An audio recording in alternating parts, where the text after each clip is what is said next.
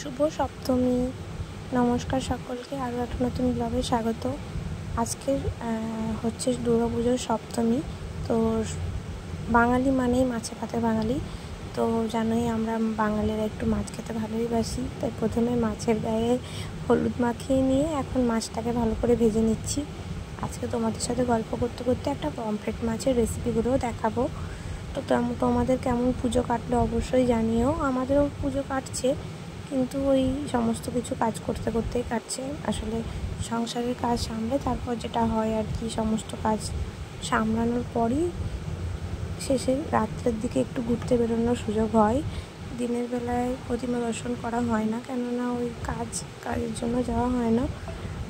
নবমীর দিন হয়তো চেষ্টা করব, অষ্টমী নবমী দুদিন দিনের বেলাটাতেও বেরোনোর, কিন্তু ওই বললাম সেভাবে হয় না।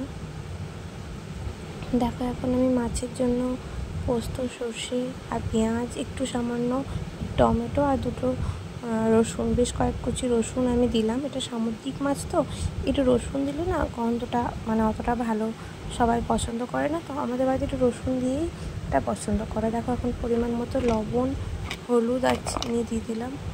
আর এখন দেখো এই একটু নাড়াচাড়া করে পেঁয়াজটা যখন একটু কালারটাও চেঞ্জ হলো, তখন আমি এই পোস্ত সর্ষে বাটাটা দিয়ে দিলাম। আর সাথে আমি লঙ্কাও ফেলে দিয়েছি কিছু।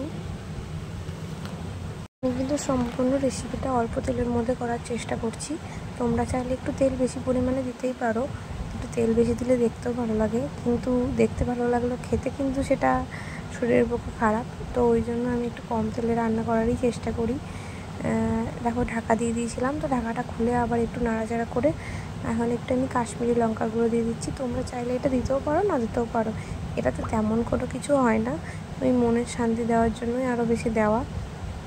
তো যাই হোক, আমরা বাঙালি বলেই, মাছে ভাতে বাঙালি বলেই আমরা আর কি মাছটাকে ফেলতে পারি না। তবে কাল যেহেতু অষ্টমীর দিন অবশ্যই আমরা নিরামিষ খাই। আর দশমীর দিন আমাদের বাড়ির নিয়ম হচ্ছে, বাড়ির মেয়েরা মানে বউরা আর কি, তোরা মা বিসর্জন না হওয়া অবধি ভাত খেতে পারবেন না। তো আমরা সকালবেলাটা হয়তো বা দশমীর দিন ভাত খেতে পারি না। আর তাছাড়া অন্য সব কিছুই খাওয়া যায়, কিন্তু রাত্রেবেলা আবার বিসর্জন করে এসে আমাদের নিয়ম হচ্ছে মানে ভাত খেতে হবে, ইলিশ মাছ দিয়ে ভাত খেতে হবে। এবার সব ক্ষেত্রে তো ইলিশ মাছ পাওয়া যায় না, সেক্ষেত্রে অন্য কিছু দিয়ে খেলেও কিছু অসুবিধা নেই।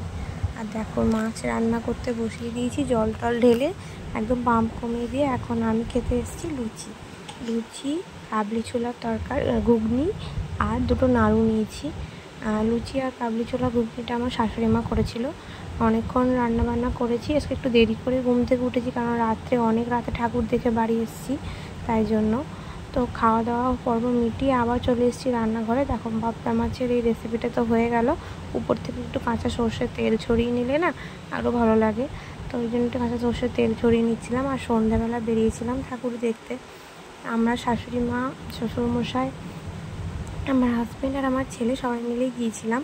আর এখানে একটা কোন থিমের উপর এই মন্দিরটা করা হয়েছিল, প্যান্ডেলটা করা হয়েছিল সেটা ঠিক আমার মনে নেই, কিন্তু এখানে একটা প্যান্ডেল করা হয়েছিল যেটা খুব সুন্দর, থার্মোকলের কাজ প্রত্যেকটা দেওয়ালে।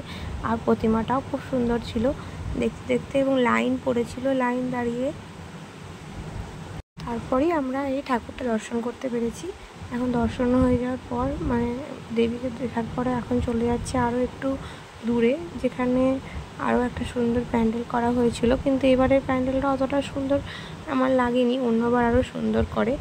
তো এখানে এসছি, দেখো এখন আমরা চলে এসেছি গঙ্গার সেকেন্ড ব্রিজ, এটা বহরমপুর শহরের। তো হরিদাস মাটি এলাকায় এই ব্রিজটা মানে পড়ে আর কি, মানকড়া সাইডে। তো ওটা দেখে আমরা এখন এসেছি কাঁদি বাস স্ট্যান্ডে। তো কাঁদি বাস স্ট্যান্ডের এখানকার প্রতিমাটা না আমার খুব ভালো লেগেছে। এখানকার প্রতিমাটার রূপটা আমার সত্যি বলছি আমার নিজের খুব ভালো লেগেছে। একটু ওরা সাউথ ইন্ডিয়ান স্টাইলের মাকে রাখতে চেয়েছে। আর এখানে দেখো ঈশান এই বেলুনের স্লিপারগুলোকে কি বলে আমি ঠিক জানি না, এরা খেলছিল আর আমিও সোনায় দাঁড়িয়েছিলাম। আর মা বাবা ততক্ষণে রাত্রি প্রায় 12টা পেরিয়ে যাওয়ার জন্য ওরা বাড়ি চলে গেছিলো। তো ওরা বাড়ি চলে যাওয়ার জন্য, এটা হচ্ছে আমার একদম পাড়ার মানে আমাদের পাশের পাড়ারই ঠাকুর। তো এই ঠাকুরটা দেখার জন্য আমরা দেখো লাইনে দাঁড়িয়ে আছি এবং প্রচুর জন লাইনে দাঁড়িয়ে আছে। তো ভীষণ ভিড় এবং এখানে একটা আইফেল টাওয়ার করা হয়েছিল, লেজার লাইট দিয়ে করা হয়েছিল। আর এটা দেখো আমার হাজবেন্ড পুরো ভিডিও করেছে যে লেজার লাইট দিয়ে শোটা কীরকম হয়েছিল না হয়েছিল। আর এখানে প্রচুর মানুষ ক্যামেরা নিয়ে ছবি তুলছিল, বেশ ভালো করেছিল। আমার কনসেপ্টটা ভালো লেগেছে। এরা বেশ ইউনিক করে, প্রত্যেক বছর কিছু না কিছু থিমের পুজোয় থাকে। আর বহরমপুরে সত্যি বলতে এত পুজো হয় যে দেখে তুমি শেষ করতে পারবে না। আমরা সব চতুর্থ থেকে ঠাকুর দেখছি, তাও আমরা হয়তো সমস্ত কিছু কভার করতে পারবো না। আর কিছু ছবি তোমাদের জন্য অ্যাড করে দিলাম। তোমাদেরও কেমন পুজো কাটছে অবশ্যই কমেন্ট করে জানিও। ভালো লাগলে অবশ্যই like, comment, share and subscribe করে দিও। পরবর্তী ব্লগ আসবে খুব তাড়াতাড়ি। টাটা।